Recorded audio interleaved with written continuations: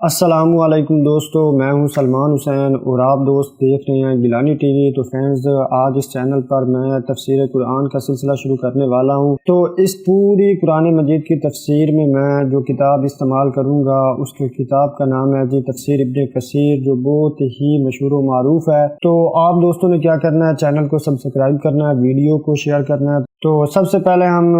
Introduction پڑھیں گے، مقدمہ ابن کثیر رحمۃ اللہ علیہ۔ تو اب ہم شروع کرتے ہیں جی۔ شیخ امام یکتائے روزگار، ماہر حافظ متقی و پرہیزگار، عماد الدین ابو الفدا، اسماعیل بن خطیب، ابو حفظ، عمر بن کثیر شافی، اللہ تعالیٰ ان پر رحمت فرمائے اور ان سے راضی ہو جائے، فرماتے ہیں تمام تعریفیں اس اللہ ہی کے لیے ہیں جس نے حمد کے ساتھ اپنی کتاب کا آغاز کرتے ہوئے فرمایا الحمدللہ رب العالمین الرحمن الرحیم مالک یوم الدین۔ تمام تعریفیں اللہ ہی کے لیے ہیں جو سارے جہانوں کا پروردگار ہے، بڑا مہربان، نہایت رحم والا، بدلے کے دن کا مالک ہے۔ اور اس نے اپنی مخلوق کی تخلیق کا آغاز بھی حمدی سے کیا اور فرمایا ہر طرح کی تعریف اللہ ہی کو سزاوار ہے جس نے آسمانوں اور زمین کو پیدا کیا اور اندھیروں اور روشنی کو بنایا، پھر بھی کافر اپنے رب کے ساتھ اوروں کو برابر ٹھہراتے ہیں۔ اور اس کے اختتام کے ذکر کو بھی حمدی سے کیا، چنانچہ اہل جنت اور اہل جہنم کے انجام کا ذکر کرنے کے بعد فرمایا اور آپ فرشتوں کو دیکھیں گے کہ عرش کے گرد گھیرا باندھے ہوئے ہیں اور اپنے پروردگار کی تعریف کے ساتھ تسبیح کر رہے ہیں، اور ان میں حق و انصاف کے ساتھ فیصلہ کیا جائے گا اور کہا جائے گا کہ ہر طرح کی تعریف اللہ ہی کو سزاوار ہے جو سارے جہان کا مالک ہے، اسی لیے اس نے فرمایا ہے اور وہی اللہ ہے، اس کے سوا کوئی معبود نہیں، دنیا اور آخرت میں اسی کی تعریف ہے اور اس کا حکم چلتا ہے اور اسی کی طرف تم لوٹائے جاؤ گے۔ چنانچہ دنیا و آخرت میں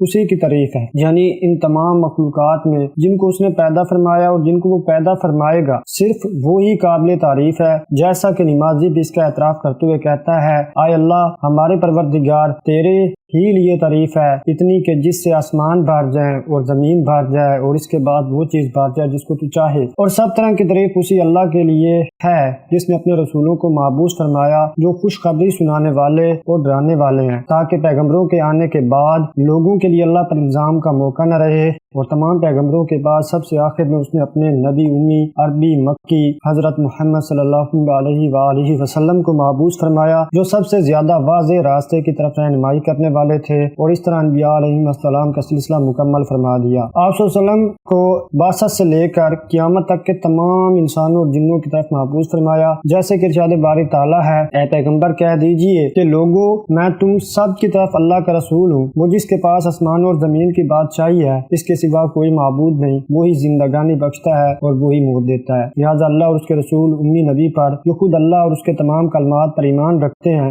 ایمان لاؤ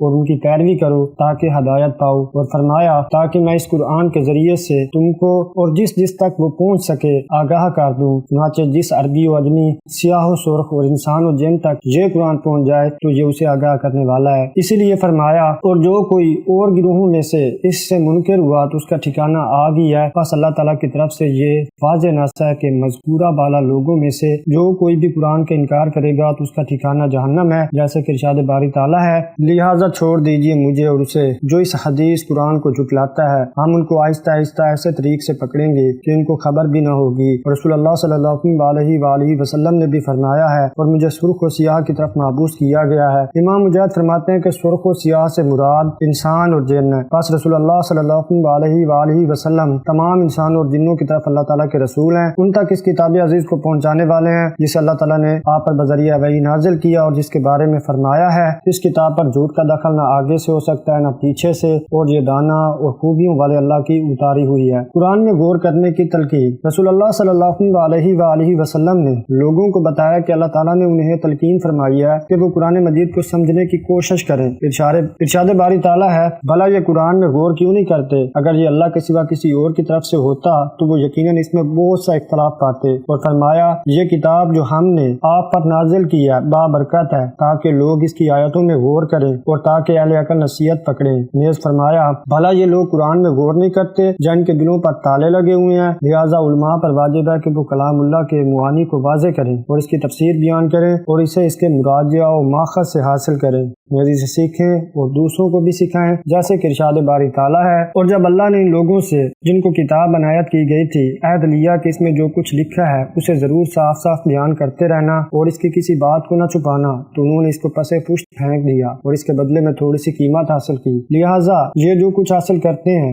برا ہے۔ اور ارشاد باری تعالیٰ ہے، جو لوگ اللہ کا عہد اور اپنی قسموں کو بیچ ڈالتے ہیں اور ان کے عوض تھوڑی سی قیمت حاصل کرتے ہیں، ان کا آخرت میں کوئی کچھ حصہ نہیں۔ قیامت کے روز ان سے اللہ نہ تو ان سے کلام کرے گا اور نہ ان کی طرف دیکھے گا اور نہ ان کو پاک کرے گا، اور ان کے لیے دکھ دینے والا عذاب ہوگا۔ اللہ تعالیٰ نے اہل کتاب کی اس وجہ سے مذمت فرمائی ہے کہ انہوں نے اللہ تعالیٰ کی اس کتاب سے منہ پھیر لیا تھا جو ان کی طرف نازل کی گئی تھی، لیکن انہوں نے دنیا اور اس کی دولت کو جمع کرنے ہی کو مقصود اصلی بنا لیا تھا، علاوہ کتاب اللہ کی پیروی کی بجائے جس کا انہیں حکم دیا گیا تھا وہ دوسری ہی چیزوں میں مشغول ہو گئے تھے۔ لہٰذا اے مسلمانوں، ہم پر واجب ہے کہ ہم ان کاموں سے باز آ جائیں جن کی وجہ سے اللہ تعالیٰ نے ان کی مذمت کی ہے، اور اسے بجا لائیں جس کا اللہ تعالیٰ نے ہمیں حکم دیا ہے، اور وہ یہ کہ اللہ تعالیٰ کی اس کتاب کو سیکھیں جو اس نے ہماری طرف نازل فرمائی ہے، اور اسے دوسروں کو بھی سکھائیں، اسے خود بھی سمجھیں اور دوسروں کو بھی سمجھائیں۔ ارشاد باری تعالیٰ ہے، کیا ابھی تک مومنوں کے لیے اس وقت اس کا وقت نہیں آیا کہ اللہ کی یاد کرنے کے وقت اور قرآن جو حق تعالیٰ کی طرف سے نازل ہوا ہے اس کے سننے کے وقت ان کے دل نرم ہو جائیں اور وہ ان لوگوں کی طرح نہ ہو جائیں جن کو ان سے پہلے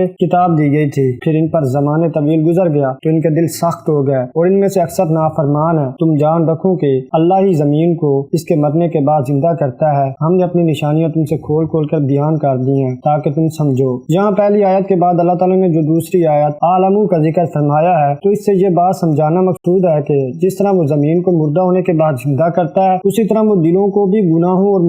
معیشتوں سے سخت ہو جانے کے بعد ایمان اور ہدایت کے ساتھ نرم کر دیتا ہے۔ اللہ تعالیٰ سے امید ہے اور دعا بھی کہ وہ ہمارے دلوں کو بھی ایمان اور ہدایت سے نرم فرما دے، آمین ثم آمین۔ تو فرینڈز، آج کی ویڈیو میں اتنا ہی، ملتے ہیں کسی اور انٹرسٹنگ ویڈیو میں۔ تو ویڈیو کو لائک، شیئر، کمنٹ اور چینل کو ضرور سبسکرائب کرنا۔ تب تک کے لیے اللہ حافظ۔